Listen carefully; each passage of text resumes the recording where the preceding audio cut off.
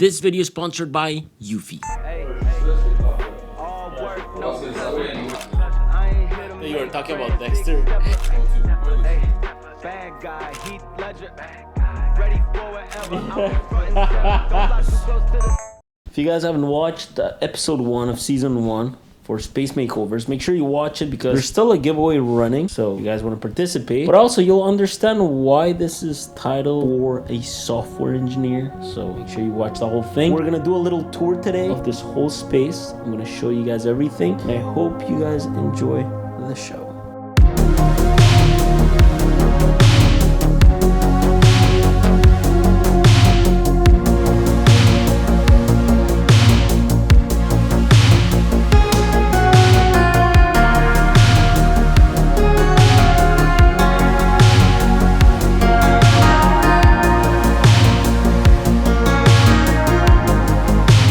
A month ago, this space practically didn't exist. Episode 1 of this season actually turned out so good, and to my surprise, this space is literally my favorite set in here. Now that I'm looking at it, I think in hindsight, this might just be the best set we've ever built on the channel.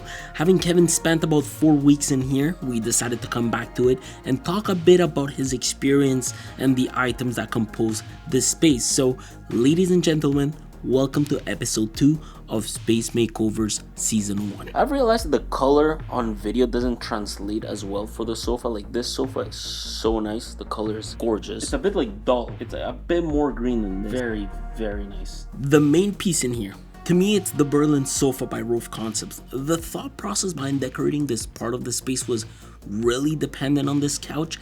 We wanted to create a cozy yet stylish atmosphere that complements the look the Berlin sofa delivers. So Jan and I needed to choose neutral tones and soft textures to give more life to this couch, especially since we chose their moonstone color. It's a color that really pops, and if done right, it can really add to your space. That color wraps on this soft plush material that also wraps around a kiln dried hardwood frame with dual joints and reinforced corner blocks. The whole thing feels really solid. Probably the best furniture I've ever put together. These legs required a super light assembly. I remember it took around 5 to 10 minutes to put together. The whole box included 1 left corner piece, 2 rectangle pillows, and 2 squared pillows. Pillows with a 3-layer high density foam cushion topped with premium 100% goose down feathers. For a condo, honestly, this size makes so much sense, and these steel finished legs really won't scratch your floors, so I wouldn't worry about that. If you do happen to have a bigger condo or simply a house, the Berlin collection offers bigger pieces. Hopefully one day when I get my own house, this might just be a set piece I'd like to own in my living room. Look at this pattern. I guess that's why Musk calls it the ash rug or something like that.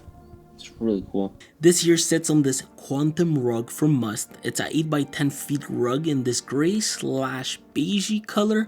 It's a bit hard to describe, but it definitely has an off-white tone that it's sort of a bit more in the yellows. I think they called it an ash rug at the store, but look, it's a carpet that contrasts really well with the floors and gives the sofa a bit more presence. To bring back the wood from the floors, we went with these dual Mensa side tables from Must. The closest color they had that matched the floors was this natural color. The main reason Jan bought them was because he loved how it would look as a set. And to be honest, the texture these have at the bottom adds a bit of character to the whole set. These aren't too big, by the way. Their heights are between 15 to 20 inches, and in total depth these come together at around 53 inches. They are not small as a set, but they also don't take an abnormal amount of room in this condo. They were used for some decor that we got from a local store called Bouclair. These are small items that help us bring out some of the colors in this set, and to be fair, they add some utility in here. I think the only drawback is that Kevin wished these were comfortable enough to put his feet on. We were kind of limited in space, so we couldn't really get him anything to put his feet up. If you want to bring an extra person in here, the accent chair is definitely for that. This here's the Mia Lounge chair by Rove Concepts. Jan absolutely loves this chair. It really is a piece in the living room that tidies the space and his desk setup really well. We chose to go with their pearl color. mainly because the fabric that composes the chair has a texture on it. They call it Chateau Bouclé. It's a high density foam seat with some black rubber pads underneath, and there is no need for assembly since it comes as it is. It's pretty amazing. This is the type of furniture that pairs well with loud colors since it adds warmth, character, and it ties everything else together. I mean, don't get me wrong, it'd be nice to put your feet on here, but yeah, no. Especially something like this massive frame we got from Must. I mean, look at it. It's got the same colors the rug and the accent chair have, and of course, our sofa. Funny enough, Jan had to rent a truck just to pick this up. It's massive, but it looks so good, and this paired with the mirror we got from IKEA really makes the whole set. This here's the Stockholm mirror. It does come in 2 different colors, but we went with the ash veneer. It's not totally the same color as the floor nor the coffee table, but it works well. If anything, it matches the softbox the overhead lamp has. This is something I've always wanted to add to a set. An overhead lamp paired with a hue bulb, it comes in so clutch. And the black frame just adds a bit of contrast here. This connects to a massive power strip we got at Canada Computers. Kevin uses it to charge a phone or his laptop, but this here is what connects the star of the show. Drumroll please. The surround sound in this living room, the Bravia Feeder Quad. Bro, the room shakes. And this is like what, 40% loud? Yeah. Bro, it's like 30%, 25% loud. Aside from the sofa, this is the best thing in here. The other day, Kevin texted me and he was tripping with how good these are. I do want to say something. This is a bit of a disclaimer. If you have a small condo, these are overkill. Especially because if you want to mount these properly, you need space and room. What we did is that we MacGyvered it. And I'm also sure that with our setup, we are not enjoying them to their full potential. However, I did do a bit of research, and according to Digital Trends, the Theater Quad calibrates so well that it can pull off great sound with challenging speaker placements. According to them, it's the best system they've ever tested for that, so it makes me feel good. But generally speaking, if you have room, the front 2 speakers should definitely live mounted on a wall and the rear speakers on stands if possible. These are very well labeled, by the way. Each speaker is designed for a specific side and placement orientation. On top of that, these wirelessly connect to a receiver, and the receiver also connects to their HW5 subwoofer that comes separately. For the price of this setup, I kinda wish that it included the subwoofer. You don't necessarily need it, but if you are someone like me that enjoys throbbing low frequencies and bass heavy sounds, then you might wish these came with the system. Although the speakers themselves come with 4 speakers, a couple of wide and clear surround speakers with a customized woofer and an overhead speaker on top. Generally, people say it's way more than enough. This also comes with an app, which is essential. It's what allows for the system to be calibrated and tuned so you can enjoy that full Sony's 360 spatial sound mapping technology. I did notice the app can be a bit laggy and buggy. You might encounter some white screens from time to time, and some settings like sound mapping can be a bit buried within the app, so you kinda have to dig for them. Other than that, insane sound. This is exactly what I would want in my house. It's the best speaker system I've personally ever tried, and the fact that you can plug your console directly to the quad controller to enjoy the quad system is actually insane. And we also added the latest Eufy S1 Pro. This here's a robot vacuum I gave to Kevin to keep his space tidy. I decided to go with the Eufy S1 Pro because this is the first proper floor washing robot vacuum. We first realized this when we put its cleaning power to the test. It's able to easily clean up any mess, like a 24-hour dried coffee stain. Most vacuums just honestly struggle with this type of stuff, but I've realized that the Eufy S1 Pro Advanced Floor Washing System handles it with ease. It's got this innovative roller mop that not only does it scrub away stubborn stains, however, it also cleans itself in real time so you're never spreading dirt around. With 2 water tanks, one for clean water and the other for dirty water, this allows for the water in the clean water tank to be generated by ozone in the base station, which has up to a 99.99% sterilization rate. These are the little technicalities a lot of these robots miss in their tech. It's also not just about spot cleaning. The Eufy S1 Pro can cover large areas effortlessly. With just 3 liters of water, it cleans up to 450 square meters. It's easily more than double than what its competitors can handle, and it does it fast in about 1 minute and 29 seconds per square meter. That's quicker and more efficient than many of the other robots on the market. The square body is also the first in the industry for the floor washing robot vacuum. The benefit of the square body combined with the industry's longest 290mm roller mop is that it can better clean along the edges, which means that it's not only quicker and more efficient but also can clean corners that ordinary robots cannot clean. If you're also worried about toys, cables, or furniture getting in the way, the Eufy S1 Pro's advanced AI-powered obstacle avoidance detects obstacles within millimeter level precision. It easily does this thanks to its active binocular infrared imaging for its 3D obstacle avoidance, allowing it to recognize and avoid obstacles. This is implemented tech, so it can ensure it cleans without missing a spot. Sticky messes are also easily handled, whether it's spilled ketchup or tomato sauce. This robot vacuum easily tackles the toughest, stickiest stains. Don't forget this has a 8000 PA suction power to deliver that maximum cleaning efficiency. Once the job is done, the Eufy S1 Pro returns to its unique clean station where it empties its wastewater, refills with clean water, and dries its mop with hot air, all automatically. Like I said, the ozone sterilization technology in the S1 Pro space station ensures that the mop is sterilized with ozone water, eliminating 99.99% of bacteria like E. coli and Aspergillus niger. With the Eufy S1 Pro, powerful hands-free cleaning is just a button away with up to 216 minutes on a single charge, and features like an auto resume function. You can really experience having a clean living room with this 3-in-1 cleaning, vacuuming, mopping, and self-cleaning vacuum. You guys should check it out. Eufy S1 Pro is the world's first and ultimate floor washing robot vacuum and won the 2023 CES Innovation Award in January 2023. So I mean, that's that. Let's talk a bit about the TV. Now, if paired with a Sony Bravia TV like this one, many of the controls for the quad can be accessed within a quick menu, so that's really cool.